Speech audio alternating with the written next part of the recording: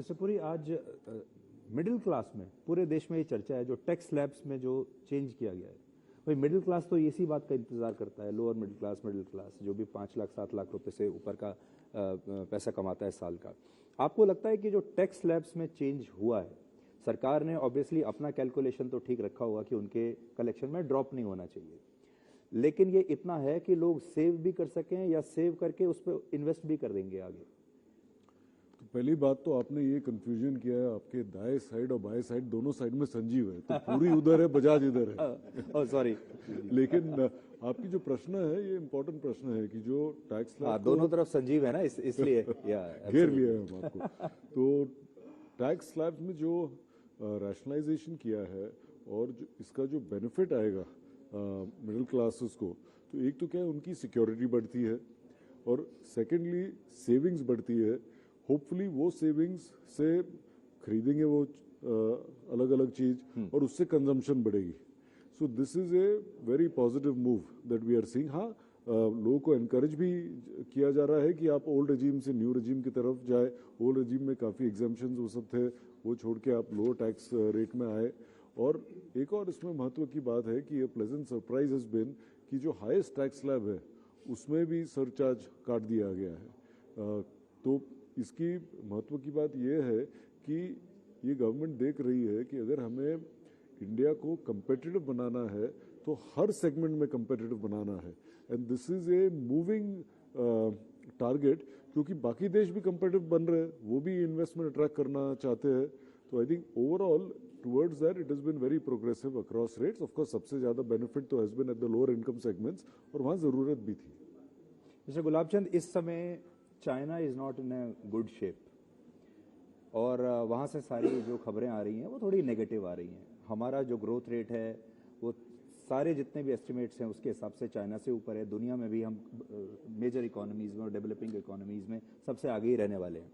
आपको ऐसा लगता है कि इस एनवायरनमेंट में ये हमारे पास एक बहुत अच्छा मौका है जब हम चाइना को बीट करके इंडिया को एक अच्छा प्रोडक्शन हब कह के दुनिया के सामने पेश कर सकते हैं, अपनी सप्लाई चेन्स क्रिएट करके? एक तो चाइना का जो साइज है वो इंडिया से 5 गुना है, तो उनका कम भी होगा तो actual annual growth is in real terms higher. तो ये बात अलग है। अगर इंडिया को अट्रैक्ट करना है, चाइना बंद हो जाए या चाइना चले, तो भी आप इंडिया में अट्रैक्शन कर सकते हो अपने लॉज बना के, ईज ऑफ डूइंग बिजनेस करने से।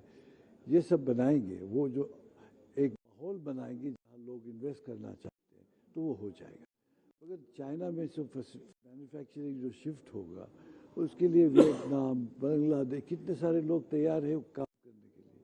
तो इसमें से आपको पूरा चाइना का कोई कारखाना उठ के यहाँ आएगा ऐसे मत समझे। हमें अपना ही मार्केट बड़ा है, हमें करना पड़ेगा। हमारी पॉलिसी ऐसी होनी चाहिए जहाँ इन्वेस्टमेंट को अट्रैक्ट करें, और लोग तो सब ठीक है, सब करेंगे ये काम।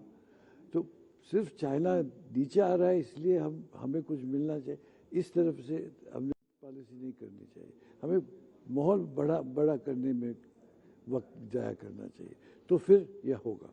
तो फिर चाइना चले न चले कुछ नहीं फर्क जी। लेकिन हमारा जो सपना था वो था $5 ट्रिलियन की इकोनॉमी बनाना, अभी हम 3.5 तक ही पहुंचे। आपको लगता है ये हो पाएगा आने वाले समय में? एक्चुअली ये कोविड और यूक्रेन वॉर ने उसको जल्दी कर दिया है थोड़ा, मैं तो कहूँगा, मैं एक्चुअली कह रहा हूँ। बिकॉज इंडिया का ग्रोथ अभी जो आएगा ज़्यादा होगा, बिकॉज वर्ल्ड ने भी इंडिया को अभी कोविड में और यूक्रेन वॉर में देखा है। We are a dependable country and they can rely on India, they can rely on Indian manufacturers, and they are definitely looking at India as a manufacturing destination. और इसको खाली budget की तरह नहीं देख रहा हूँ। इंडिया की जैसे कि स्कीम है PLI स्कीम, उसकी आज बात नहीं हुई है, और वो काफ़ी कंपनियाँ अभी दे रही है, चलो भाई प्रोडक्टिव लिंक इंसेंटिव। और इसीलिए जो चीज़ इंडिया में नहीं बनती थी, मैंने देखी है बननी चालू हो गई, और ये बड़ा पॉजिटिव न्यूज़ है। आज PLI हमारे सेक्टर में फूड प्रोसेसिंग में मोज़रेला चीज़ पी रही है। आपको मोज़रेला चीज़ कोई बनता था, खाता था, पर लोग ने यूनिट डाल दिए, सारा एक्सपोर्ट हो रहा है मोज़रेला चीज़ इंडिया से। उससे क्या डेयरी फार्मर को ही फायदा हो रहा है। सिमिलरली हर चीज़ में मैं देख रहा हूँ।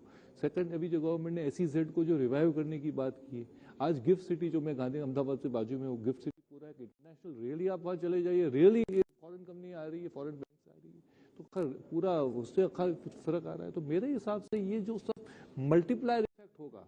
कभी कभी क्या होता है 1+1 ऐसे 2 3 दिखता है, पर जब 5-6 साल हो जाएंगे 30 दिखने लग जाएगा। तो ये 5 चीजें जल्दी होने वाला है। और इसमें हमारा सबसे बड़ा पावर गवर्नमेंट भी नहीं है, हम लोग भी नहीं है, बजट भी नहीं है, सबसे बड़ा पावर हमारा यूथ है। और ये यूथ ही हमारा बाहर जाके $1 ट्रिलियन इकोनॉमी बनाता था बाकी कंट्रियों में जाके। अगर अपना यूथ इंडिया में रुक गया हमारी कहीं नहीं जाएगी। Think what I am saying, हमारे यूथ ने फॉरेन में जाके $1 ट्रिलियन उनकी इकोनॉमी बढ़ाई।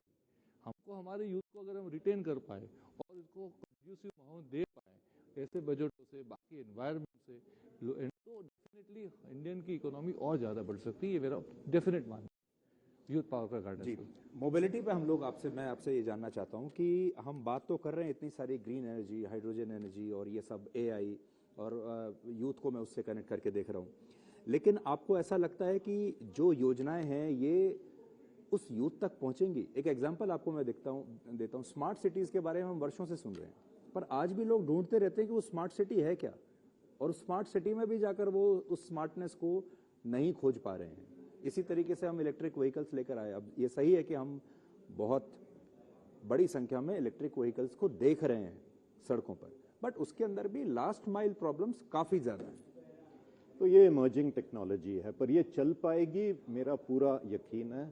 हाँ, अब ऐसा देखिए जो पीएलआई स्कीम्स मेंशन की थी बड़ी फॉरवर्ड लुकिंग, ऑटोमोबाइल्स के साथ मैं ज़्यादा वाकफियत रखता हूँ।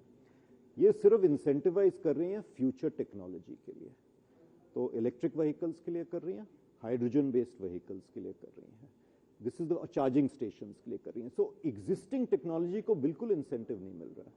गवर्नमेंट कह रही है कि अगर नए प्लांट लगाने हैं और आपको इंसेंटिव चाहिए तो आप फ्यूचर टेक्नोलॉजी के मैन्युफैक्चरिंग प्लांट्स बनाएं। इससे क्या होता है, एक तो ये स्कीम ओवर सब्सक्राइब थी, अगला स्टेप शायद होगा कि ये सब्सक्रिप्शन और मतलब और लोगों को लाने के लिए ओवर सब्सक्राइब्ड स्कीम्स को ज़्यादा मौका लगे।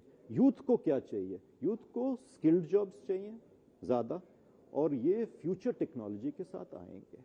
अब ये ग्रीन हाइड्रोजन मिशन जैसे हम कह रहे हैं, मोबिलिटी में ही देख लिए, जो सिटीज़ में चलेंगी व्हीकल्स वो होंगी इलेक्ट्रिकली रन, पर हमारा देश बहुत बड़ा है, जो इंटरसिटी कन्याकुमारी से जम्मू कश्मीर चलेंगी वो हाइड्रोजन पे चलेंगी। फ्यूचर में कॉरिडोर्स आएंगे। वी कैन बी एक्चुअली, मैं फिर कहना चाहता हूँ, ये टेक्नोलॉजीज बाहर इतनी आसानी से अवेलेबल नहीं है, ये मैच्योर नहीं है। We can be the first movers and we can move forward, और ये पीएलआई स्कीम्स बिल्कुल उसी दिशा में बहुत अच्छी हैं। 14 सेक्टर्स हैं, मोबिलिटी एक है। एक सीधा सवाल आपसे पूछता हूँ अपने मिडिल क्लास दर्शकों के लिए, हाँ जी, अगर किसी को इस साल गाड़ी खरीदनी है, हाँ जी, तो वो क्या गाड़ी खरीदे? पेट्रोल खरीदे, डीजल खरीदे, इलेक्ट्रिक खरीदे, हाइड्रोजन खरीदे, क्या खरीदे? वो हाइड्रोजन तो अभी है नहीं, ऑप्शन ये है कि पेट्रोल खरीदे कि इलेक्ट्रिक खरीदे, और मैं कोई रेकमेंड नहीं कर सकता हूँ, मैं एडवांटेजेस बता देता हूँ। अगर सिटी में है तो डेफिनेटली एक्सप्लोर करे कि टू व्हीलर अगर ले रहा है तो एक्सप्लोर करे उससे, पर वो बहुत डिपेंड करता है कि अभी चार्जिंग स्टेशन अवेलेबल है कि नहीं, तो इकोसिस्टम बन जाए तब वो देख के डिसीजन ले। बट फ्यूचर में जितना नॉन पोल्यूटिंग हम हो, जितना ग्रीन हम हो, उसी दिशा में हमें जाना चाहिए।